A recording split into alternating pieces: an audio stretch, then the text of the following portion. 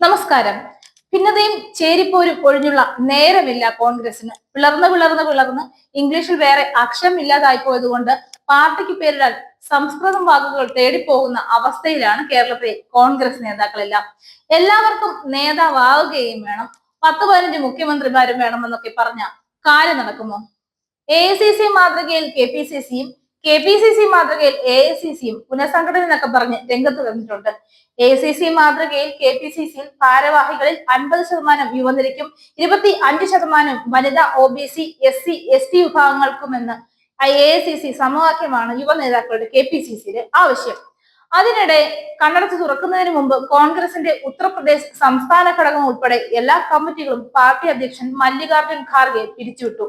അതോടെ മല്ലികാർജുൻ ഖാർഗെ എല്ലാവരും വീണ്ടും ഓർത്തു.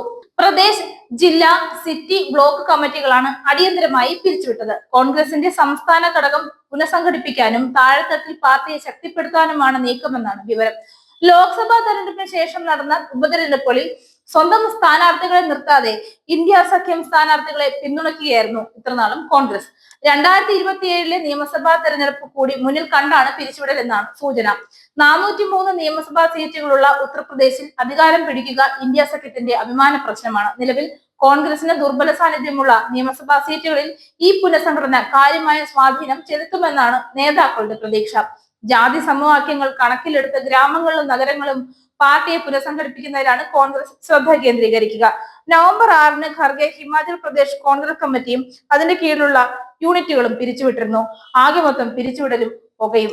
കോൺഗ്രസിനെ കുറിച്ച് ഇപ്പോൾ ആർക്കും ഒന്നും മനസ്സിലാകുന്നില്ല.